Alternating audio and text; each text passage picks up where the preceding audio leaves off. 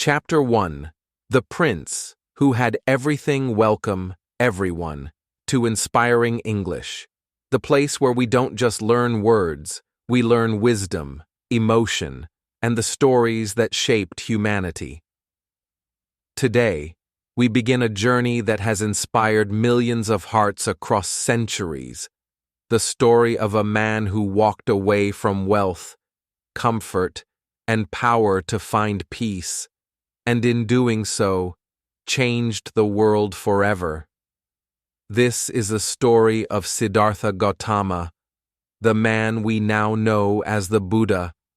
So sit back, breathe deeply, and let these words take you back in time, to a land filled with ancient forests, marble palaces, and the first light of understanding. Once upon a time, long ago, in the tranquil valley of Lumbini, where the air smelled of jasmine and the mountains touched the clouds, a royal child was born beneath a sky glowing with golden light. The trees bent as if bowing to honor him, and the wind whispered songs of blessing through the leaves. The people called it a miracle. His mother, Queen Maya, stood in a garden surrounded by blossoms when she brought him into the world. The petals fell softly over her arms as she held her son, whose face seemed to shine with the calm glow of the moon.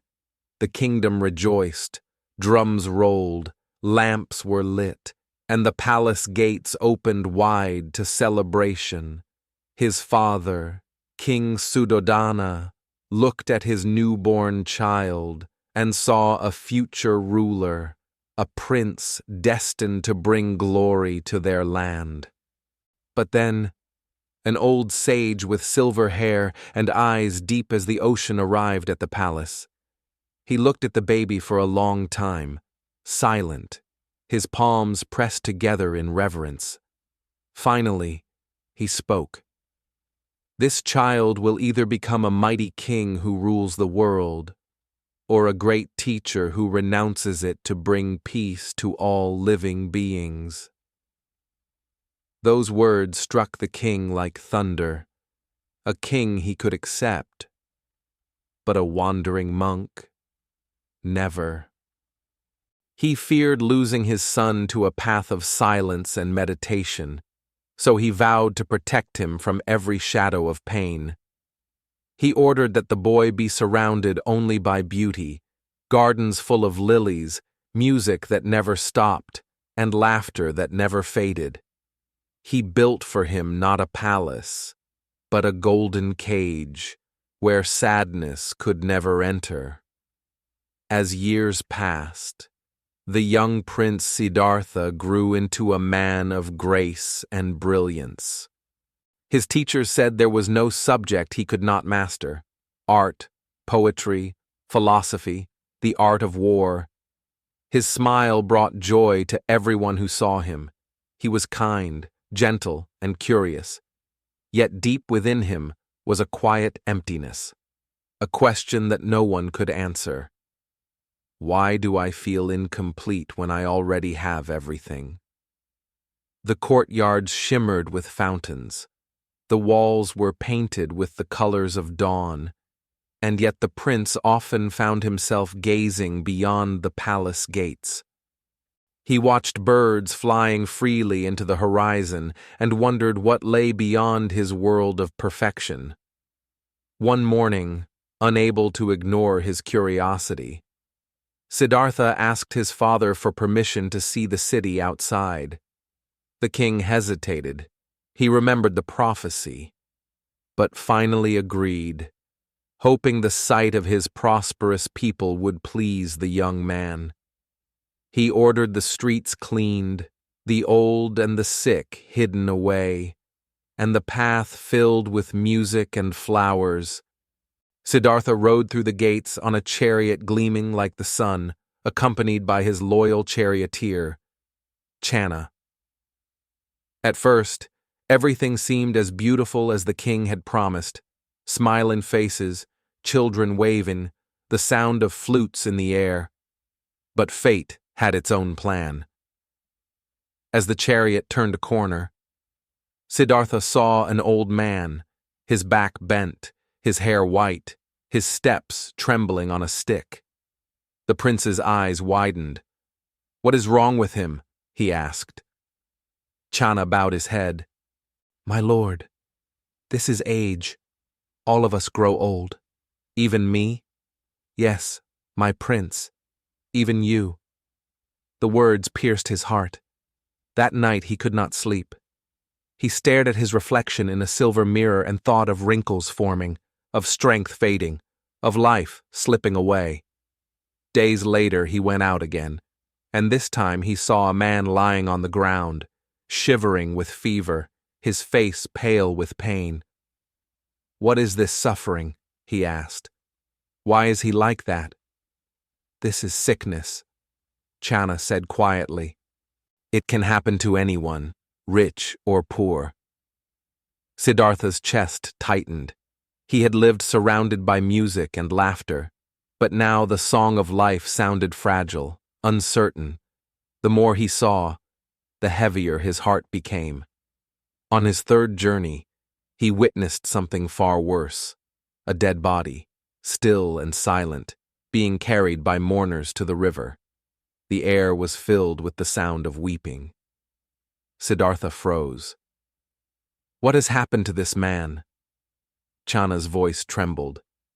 "He has died, my lord. One day, we all must die." For a long moment, the prince said nothing. The wind was cold against his skin. He looked around at the people crying and thought, "So this is the destiny of all beings, to grow old, to fall sick, to die." The golden cage shattered in his mind.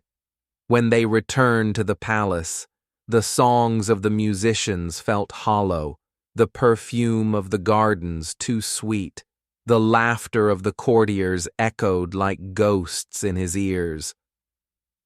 The prince who once enjoyed every comfort now saw only illusion, a fragile bubble ready to burst.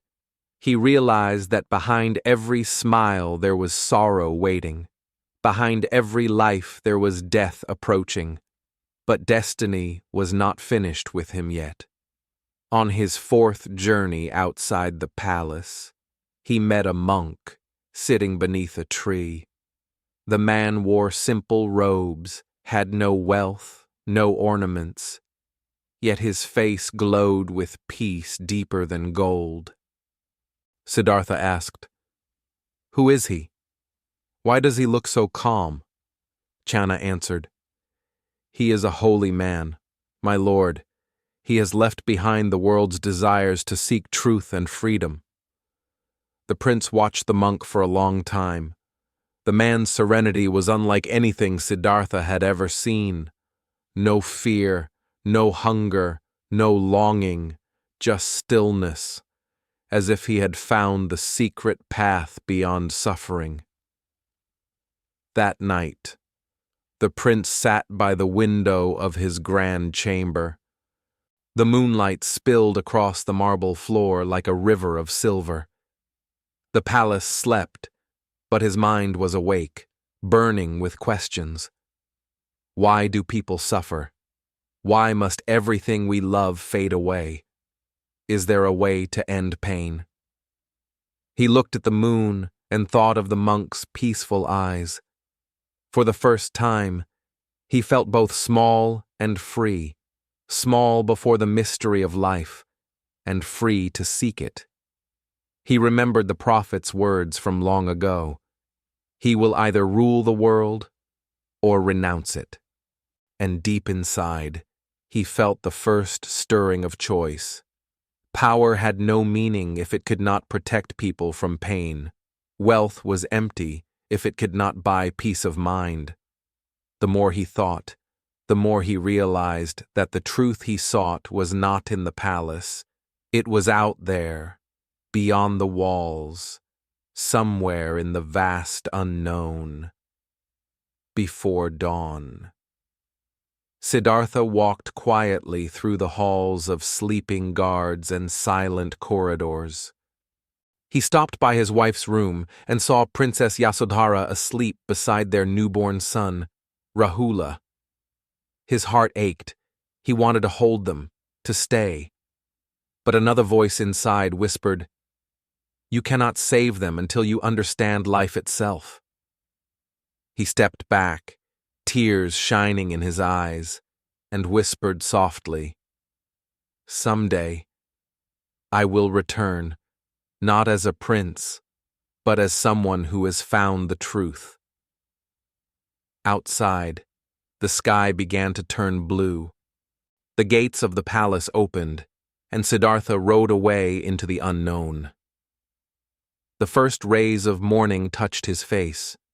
The prince who had everything, wealth, beauty, power, love, was now a seeker with nothing but hope. Yet for the first time, he felt alive. He didn't know where the road would lead, through forests, hunger, meditation, temptation, and awakening. But he knew why he was walking it. He was searching for an answer not just for himself, but for every human being who has ever asked, "Why do we suffer?" And that was how a prince began his journey toward becoming the Buddha, the awakened one who would teach the world that true peace is not found in gold or glory, but in understanding the heart. So, my friend, as you listen to this story in English, remember, Siddhartha's question is our question too. We all live inside our own golden palaces, our comfort zones, our habits, our fears. But one day, like him, we must open the gate and step into the unknown, because only when we face the truth can we begin to live free. Chapter 2. The Great Departure. The night was quiet. The palace, once full of laughter and music, now slept under the silver moonlight. In one small room, Siddhartha stood by the doorway. He looked at his wife, Yasodhara, and his little son, Rahula. They were sleeping peacefully, their faces soft in the glow of the lamp. For a long moment, Siddhartha did not move. His heart was full of love and full of pain. He wanted to stay. He wanted to hold his son, kiss his wife, and forget everything he had seen, the old man, the sick man, the dying man. But the truth he had discovered outside the palace would not let him sleep anymore. He whispered softly, "One day, I will return, but I must go now to find the truth that will free all of us." Outside, the stars were bright like tiny candles in the dark sky. Siddhartha walked silently through the halls. The guards were asleep, the corridors empty. His footsteps echoed softly against the marble floor. Every step he took felt heavy, as if he was walking away from his whole life. At the palace gate, his horse, Kanthaka, waited quietly. Chana, his loyal charioteer, held the reins. When he saw Siddhartha wearing a simple white robe, not the golden silk of a prince, his eyes filled with tears. "My lord," Chana said, "please, don't go. Everything you could ever want is here." Siddhartha placed a gentle hand on his shoulder and said, "No, Chana, everything I want is here, but not what I need. I must understand why people suffer. I cannot live in comfort while others live in pain." With that, he climbed onto his horse and rode out under the stars. The city was silent, the roads empty. The wind blew softly against his face, and the moon followed him through the clouds. When the first light of dawn appeared, Siddhartha stopped by the edge of a forest. He looked back one last time at the city of his birth, the golden roofs now glowing with the sunrise. Then he took off his royal ornaments, his jewelry, his sword, and his fine clothes. He handed them to Channa and said, "Take these back, give them to my father. Tell him I have not left in anger, but in peace." Then Siddhartha took a small knife and cut off his long black hair, a symbol of pride and luxury. His hair fell to the ground, and in that moment, the prince died. In his place stood a seeker, a man searching for truth. He put on a robe made of simple cloth and walked barefoot into the forest. He had left behind everything, wealth, comfort, family, for a single question: how can I end suffering? Days turned into weeks. Siddhartha walked from village to village, mountain to mountain. Sometimes he slept under trees, sometimes beside rivers. The sun burned his skin, the rain soaked his clothes, but he never stopped walking. He met holy men and philosophers who believed that truth could be found through pain. They taught him that the body was a prison, and only by denying it could the spirit be free. Siddhartha listened. He wanted to learn everything, so he joined them. He stopped eating rich food. He fasted for days, sometimes weeks. His body grew thinner and weaker, but his will was strong. He sat in deep meditation, still as a statue, under the hot sun and cold nights. He tried to silence his thoughts, to forget hunger, to forget pain. The seasons changed. His ribs showed beneath his skin. His eyes sank deep into their sockets, and his strength began to fade. The other ascetics respected him. They said, "Look at him. He suffers more than all of us. Surely he will find the truth."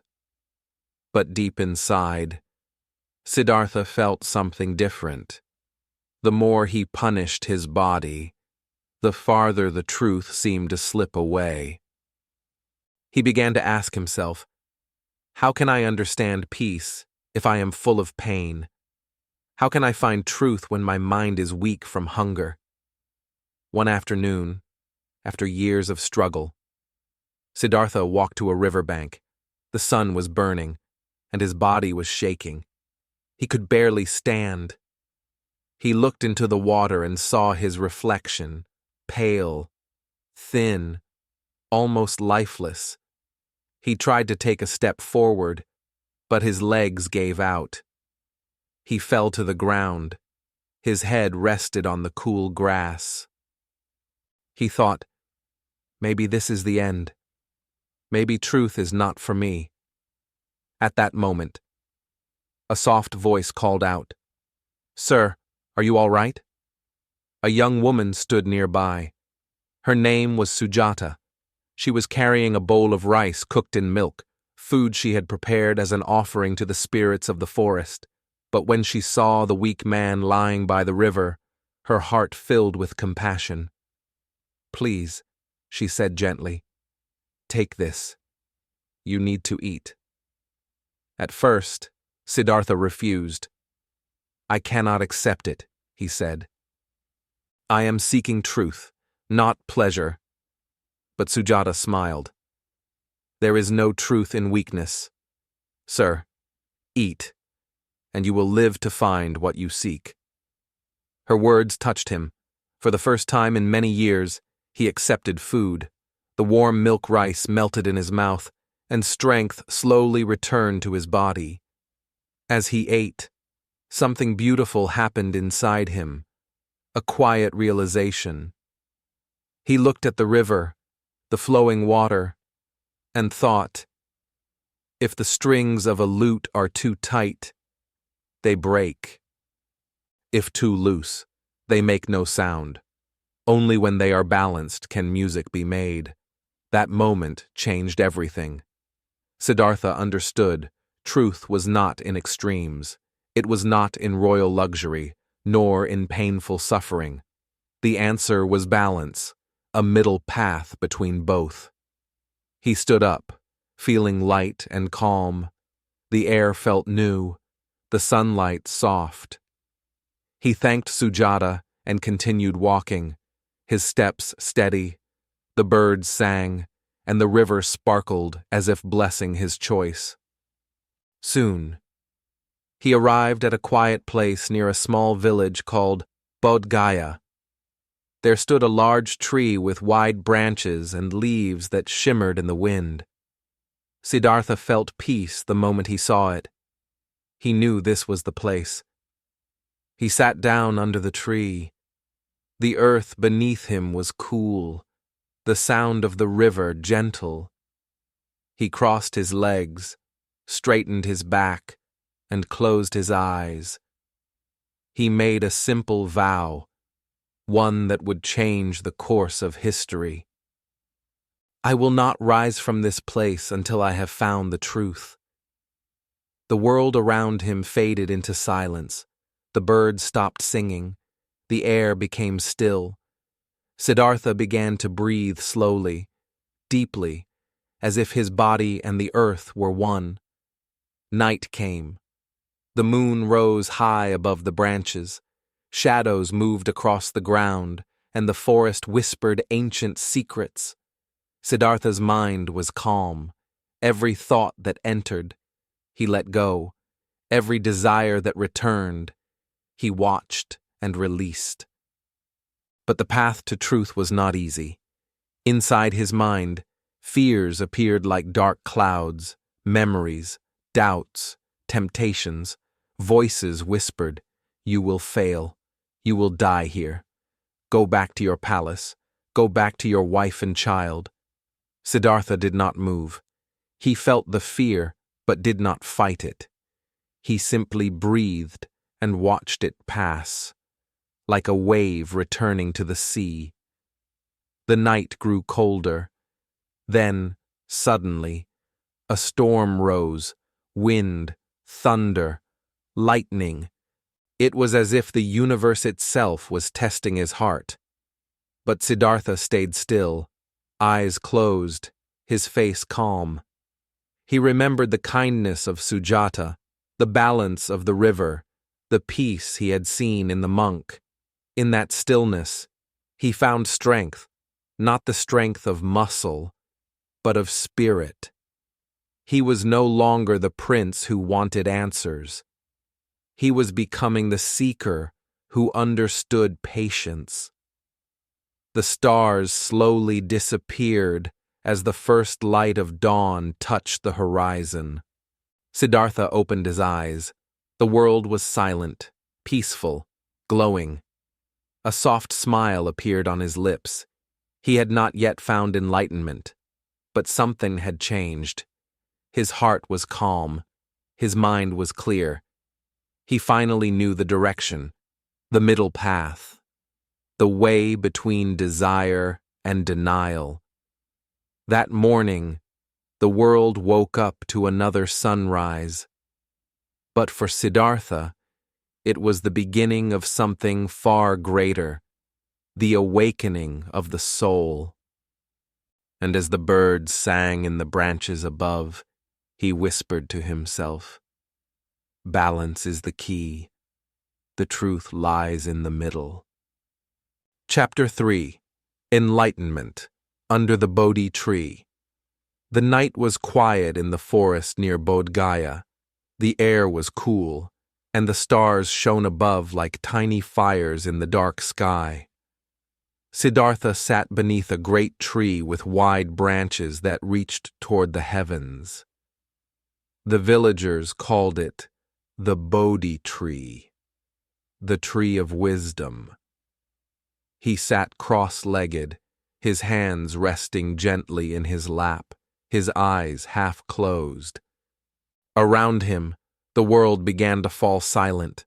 The wind slowed, the animals slept, and even the leaves seemed to stop moving. It was as if nature itself was holding its breath. Siddhartha had made a promise, a vow stronger than any he had made before. I will not rise from this place until I have found the truth. He had walked away from his palace, from wealth, from his family, and even from his own comfort. He had faced hunger, pain, and doubt. Now there was nothing left to leave behind. Only one thing remained: the search for truth. Days turned into nights, and nights turned into days, for 7 days and nights. Siddhartha sat perfectly still. The world moved around him, but he did not move. His breath was calm, slow, and steady. At first, his mind was filled with noise, thoughts of the past, worries about the future, memories of his wife and son. But little by little, those thoughts began to fade away. His mind became like a clear lake, still and deep. Then, something dark approached. Mara, the demon of desire and fear. He was not a creature of the outside world, but a shadow inside the mind, the part that clings, that wants, that fears. Mara whispered, "Siddhartha, you are wasting your life. Go back to your palace. Go back to your family. You will die here in this forest." Siddhartha heard the voice but did not move. He kept his eyes closed and said calmly, "I see you, Mara." Angered, Mara tried again. He created illusions, beautiful women dancing before him, riches shining in the air, and golden thrones waiting for him to sit. But Siddhartha saw through them all. They were only thoughts, empty, changing, unreal. Then Mara sent fear. The sky turned black, the wind roared, and lightning flashed across the heavens. The earth shook, and rain fell like a flood. The noise was deafening, but Siddhartha sat still. He did not fight it. He simply watched, like a man watching a storm pass by. Mara's army of shadows screamed and disappeared into the night. The storm calmed. The rain stopped. The air was quiet again. Siddhartha was still there, unmoved.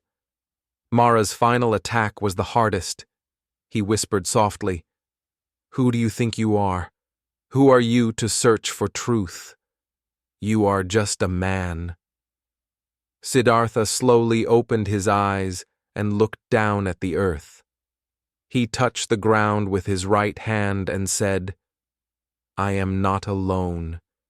The earth itself is my witness." The ground beneath him trembled slightly, as if answering his call. Mara vanished. His power was gone. The night passed slowly. Siddhartha continued to meditate. His body was still. But inside, a great light began to grow, a light of understanding. He saw his life before him, from his birth in the palace to the moment he left it all behind. He saw the world, kings and beggars, mothers and children, all living and dying in the same endless circle of desire and loss. He understood that all beings are trapped in this cycle of suffering, chasing things that never last: wealth, beauty, power, love. We want, we lose, and we suffer again. As the first light of dawn touched the sky, Siddhartha lifted his eyes and saw a single morning star shining brightly above the horizon. In that moment, everything became clear. He saw the truth, not through words, not through books, but through direct experience. He had awakened. His heart was filled with peace so deep that even the stars seemed to bow before it. At that moment, Siddhartha Gautama became the Buddha, the enlightened one. He smiled gently, not out of pride, but out of pure compassion. He had found what countless people had searched for: the truth of life and the end of suffering. in his deep silence, 4 great truths formed in his heart, the 4 noble truths. The first truth: life is full of suffering. He saw that every person, no matter how rich or poor, faces pain, sickness, loss, and death. Life is beautiful, but also fragile. We all feel sadness because nothing stays the same. The second truth: there is a cause of suffering. Suffering is born from desire, from wanting things to be different, from holding on to what must change. We cling to people, possessions, and even ideas, and when they fade, we feel pain. The third truth: suffering can end.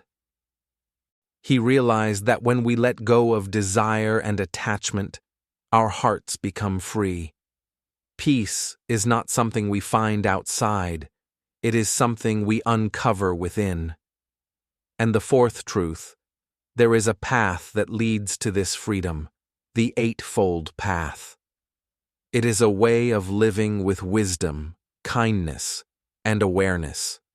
Right view, seeing life clearly as it truly is. Right intention, choosing thoughts of love and compassion.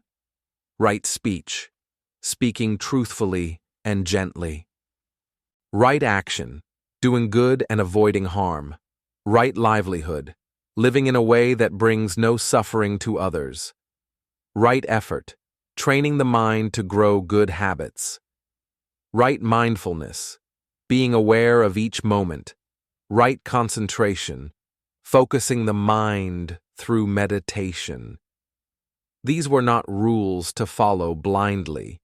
They were a path, a middle way between extreme pleasure and extreme pain. A path anyone could walk, anywhere, anytime. As the sun rose, its golden light touched the Bodhi tree. The birds began to sing again, and the earth seemed alive with joy. Siddhartha sat beneath the tree, silent but radiant. The peace within him shone outward like a soft flame. He stayed there for several more days, absorbing the truth, letting it sink deep into his heart. The fear and doubt that once filled his mind were gone. There was no anger, no pride, no desire left, only compassion and understanding. He understood now that wisdom was not about knowing everything. It was about seeing clearly, that all things change, that nothing lasts forever, and that true peace comes from accepting this truth with love. When Siddhartha finally opened his eyes completely, he looked at the world and whispered, "How wonderful! Everything is perfect, just as it is." He did not mean that life had no pain. He meant that pain and joy, life and death, all flow together, parts of the same great river. Once we stop fighting the current, we find peace. The Buddha sat quietly, watching the sunlight dance through the leaves. The Bodhi tree swayed gently, as if bowing to him. The river nearby murmured softly, carrying the sound of awakening through the land. He had found what he was searching for. The prince who left everything behind had become a teacher for the whole world. His enlightenment was not only for himself, it was for every living being who has ever suffered and searched for peace. And from that day forward, he would dedicate his life to sharing this path, not as a religion of blind belief, but as a way of living, a way of kindness, a way of balance, a way of truth. Chapter 4: The Teacher of Peace. When the first morning after enlightenment arrived, the forest around the Bodhi tree was calm and bright. The air was soft, filled with the scent of flowers. The birds sang as if celebrating something sacred. Siddhartha, now the Buddha, the awakened one, opened his eyes to a new world. He sat quietly for a while, feeling the earth beneath him, the sky above him, and the peace inside him. He had found what every heart in the world was looking for, the end of suffering. But his journey was not finished. He thought, how can I share this truth with others? At first, Buddha wondered if people would understand. The truth he had found was simple, but deep. How could he explain it to those still lost in desire, anger, and fear? He closed his eyes again and breathed. A gentle voice rose within him, like a whisper carried by the wind. Go and teach. There are hearts ready to hear. And so, the Buddha stood up from under the Bodhi tree. The ground where he sat would forever be sacred, the place of awakening. He looked at the horizon, smiled softly, and began walking once more, not as a prince, not as a seeker, but as a teacher of peace. He walked barefoot across dusty roads and green fields, through forests and along rivers. The sun burned his skin, the rain fell on his shoulders, but he didn't complain. Wherever he went, people gathered around him, farmers resting from work, merchants from the market, children curious to see the calm man in simple robes. They would ask, "Who are you, wise man? Why do you travel alone?" And Buddha would smile gently and answer, "I am awake." Soon, news of the peaceful teacher spread like light across the land. Kings, queens, monks, and even beggars came to hear him speak. His presence alone was enough to calm a crowd. He spoke softly, but every word touched the heart. "Hatred never ends by hatred," he said one day, "but only by love. This is an eternal truth." People were amazed. They had heard preachers speak before, but this man was different. He didn't promise miracles or wealth. He spoke about something deeper: understanding, forgiveness, balance, and compassion. His first students were 5 men, the same ascetics who had once left him, thinking he had given up on the spiritual path when he accepted food from Sujata. They saw him again near a forest in Sarnath. At first, they refused to greet him. They said, "That is the man who failed. He stopped his fasting. He is no true seeker." But as the Buddha approached, something in him was different. His eyes shone with peace. His steps were steady and silent. The 5 men felt their anger melt away. They bowed before him, unable to explain why. Then he spoke, gently, clearly, like water flowing over stones. He told them about the middle path, the way between luxury and self-torture, the balance that brings peace. He explained the 4 noble truths and the 8-fold path, not as rules, but as guidance, a way to live with awareness and kindness. When he finished speaking, the 5 ascetics felt something awaken inside them, a deep calm they had never known. They became his first disciples, and together they formed the Sangha, the community of monks. From that moment, the teachings of the Buddha began to spread across India. They traveled together, walking from village to village, not to convert people, but to share peace. They accepted no money, carried no weapons, and ate only what people offered them. Wherever they went, people felt warmth in their presence. Buddha's words were simple, but full of life. He said, "Do not look outside for peace. It blooms within." He visited villages where people were angry, jealous, or afraid and taught them to forgive. He visited kings who wanted more power and taught them compassion. He sat with farmers and beggars, reminding them that happiness does not depend on gold or titles, but on a peaceful heart. When people asked him, "Are you a god?" he smiled and replied, "No, I am awake, and you can wake up too." The Buddha believed that everyone, man or woman, rich or poor, young or old, could reach enlightenment. He told them, "The lamp of truth is in every heart.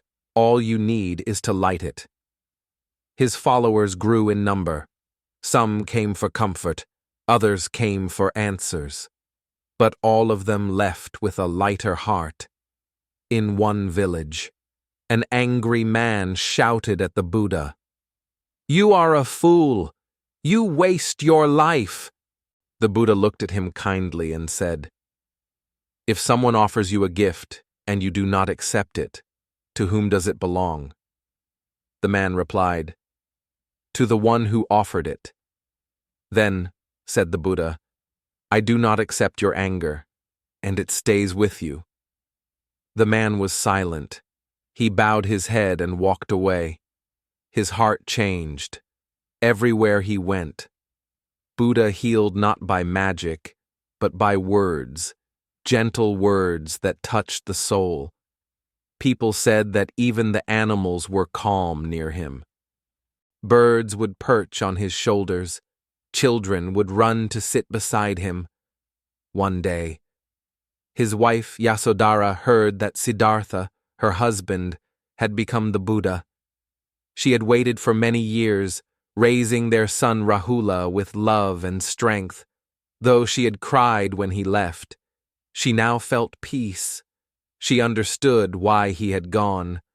When the Buddha returned to his hometown, the people were amazed. They saw a man transformed, calm, kind, radiant. Yasodhara and Rahula came to greet him. The moment she saw him, Yasodhara smiled. She said softly, "You have found what you were looking for." The Buddha nodded and replied, "And I hope you will find it too." He taught Rahula, their son, about truth and kindness. "My son," he said, "a wise person does not harm others. Speak the truth. Keep your mind calm and your heart kind." Rahula later became one of his followers, learning the way of mindfulness from his own father. In the years that followed, Buddha continued to travel. He walked thousands of miles, not in chariots, not with armies, but with compassion. His only weapon was love. His only treasure was peace. He taught people to meditate, to breathe, to see the world as it really is. He said, "Just as a candle cannot burn without fire, men cannot live without a spiritual life." He explained that meditation was not about escaping the world, but about understanding it. When you breathe in, know that you are breathing in. When you breathe out, know that you are breathing out, he taught. In this awareness, peace is born. The Buddha's presence changed everything. Villages became quieter. Families forgave one another. Kings ruled with more compassion. People began to see that peace did not come from outside power, but from inner understanding. Even those who once hated him came to listen. They saw that the Buddha was not against anyone. He was for everyone. His smile, his silence, and his words reached across every boundary of caste, religion, and nation. Years passed, but his message never changed. He didn't ask people to worship him, only to understand themselves. "The truth," he said, "is already inside you. Look within, and you will find it." And so, the Buddha became not just a teacher, but a mirror, showing people their own potential for love and wisdom. He was called many names: the teacher, the compassionate one, the healer of hearts.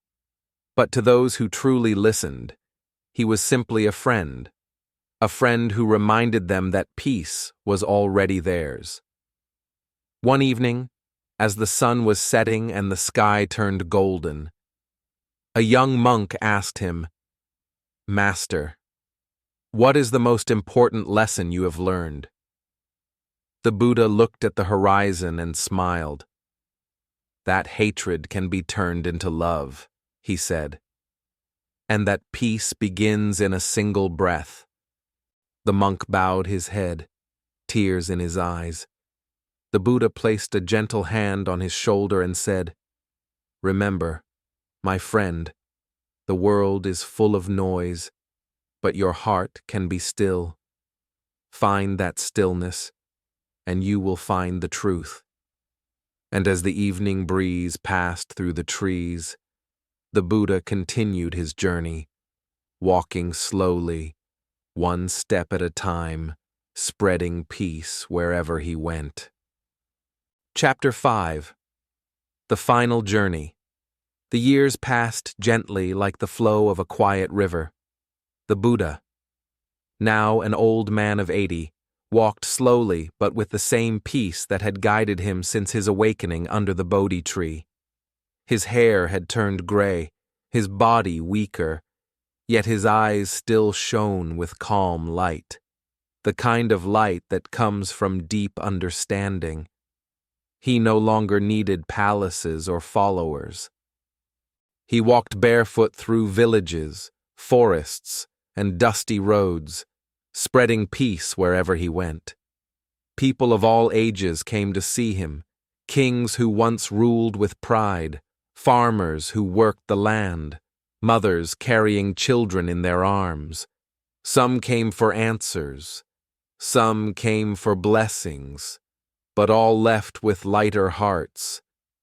The Buddha never saw himself as a god or a savior.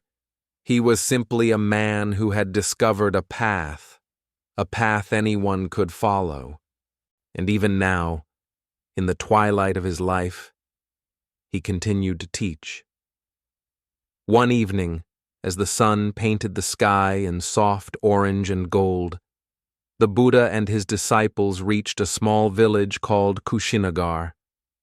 The air was cool, and the fields around them shimmered in the light of the setting sun.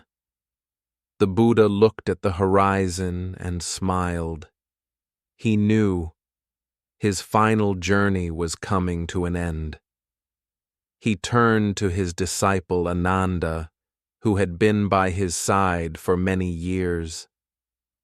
"Ananda," he said softly, "the time has come. Everything that is born must one day pass away. This body too will rest soon." Ananda's eyes filled with tears. "But, Master," he said, "how will we live without you?" The Buddha placed a gentle hand on his shoulder and replied, "Do not be sad. Ananda, I have taught you everything you need. Be your own light. Seek truth within yourself. The answers are already there." That night, the Buddha lay down under 2 tall sal trees. Their branches swayed gently in the evening breeze, dropping small white flowers that fell around him like soft snow. The air was peaceful. Birds settled in the trees. The moon rose slowly, shining silver across the forest floor. The Buddha looked up at the sky and whispered, "How beautiful this world is, even in its impermanence." He then called his disciples close and spoke to them one last time. His voice was calm, his tone full of kindness. "Dear friends," he said, "remember what I have taught you. All things change. Nothing lasts forever. Work hard to find your own light. Do not depend on me. The truth is inside each of you." The disciples wept quietly, bowing before their beloved teacher. But the Buddha only smiled. He had no fear, for he had conquered it long ago. A humble blacksmith named Kunda, who lived in the nearby village, heard that the Buddha was there. Wishing to offer something, he prepared a meal and brought it to him with deep respect. The Buddha accepted it with gratitude, though his body was frail. He blessed the man and said, "You have given with a pure heart. May peace be with you." After eating, the Buddha's stomach began to ache. The pain was strong, but his face remained calm, calm like a still pond untouched by the wind. His disciples begged him to rest, but he only smiled gently. "Do not worry," he said. "This body is old, but my heart is at peace." Through the night, the pain grew. Yet the Buddha continued to speak with compassion. He reminded his followers not to cling to him or his body. "The body is like a lamp," he said. "When the oil is finished, the flame goes out, but the light it gave remains forever." His words were soft but full of strength. The monks sat around him, their faces lit by the moon, listening to every breath. As dawn approached, the forest grew quiet. The first light of morning touched the tops of the trees. The Buddha's breathing slowed. He closed his eyes and whispered, "Be your own light. The truth is within you." And with that final breath, he entered parinirvana, the state beyond birth and death, beyond sorrow and joy, beyond everything. The air seemed to stop moving. The leaves were still. The birds were silent. For a moment, the whole world held its breath, as if paying respect to the one who had shown it how to awaken. Ananda wept silently. The other monks bowed low, their foreheads touching the ground. But even in their sadness, they felt peace, because they knew their teacher had gone beyond suffering. The sal trees dropped a rain of white blossoms upon him, covering his body like snow. The fragrance filled the air, and the forest seemed alive with quiet light. Word spread across the land that the Buddha had passed away. People came from far and wide, kings, monks, farmers, children, all carrying flowers and candles. They didn't mourn like they would for an ordinary man. Instead, they sat together in silence, feeling the peace he had left behind. Though his body was gone, his light remained in the hearts of those who remembered his words. It crossed mountains and rivers, spreading from India to China, Japan, Thailand, and far beyond. His message of compassion and mindfulness traveled through centuries, touching millions of lives everywhere. People built temples not to worship a god, but to honor a teacher who showed the path to freedom. Inside those temples, candles were lit, prayers were whispered, and the sound of bells carried his wisdom through the air. Even now, thousands of years later, when someone sits in silence, breathing slowly and watching their thoughts, they are following the same path the Buddha walked. His spirit lives in every act of kindness, every moment of peace, every smile that comes from understanding. And so, the story of Siddhartha Gautama, the prince who left his palace, who found truth under a tree, who taught love instead of power, became more than history. It became a guide for all who wish to awaken. Final message. The Buddha's life is not just a story about a man who lived long ago. It is a mirror for us today. His teachings remind us that peace, happiness, and wisdom are not far away. They are already within us. He taught us 3 timeless truths that shine brighter than gold. 1. Be present. Peace is found only in the now, not in the past we cannot change, nor in the future that has not yet come. When you breathe, feel your breath. When you walk, feel your steps. In every small moment, life is waiting for you. Let go of attachment. Everything changes. Nothing lasts forever. Not youth, not success, not even pain. When we cling to things that fade, we suffer. But when we learn to let go, we become free. 3. Live with compassion. Kindness is the path to true freedom.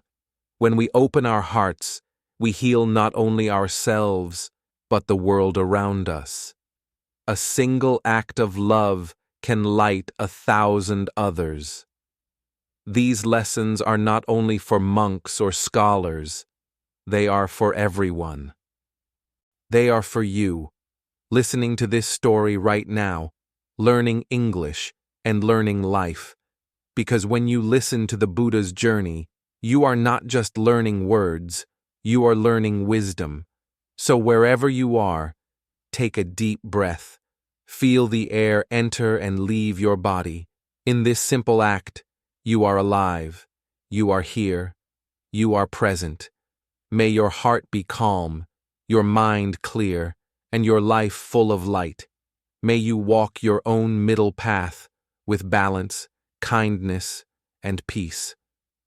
And as the Buddha once said, just as the moon reflects in a quiet lake, truth shines in a peaceful heart. Thank you so much for watching Inspiring English. If this video inspired you, don't forget to like, share, and subscribe, and send it to someone who needs a little English motivation today. And of course, hit the bell icon so you never miss the next lesson that can change your English, and maybe even your life.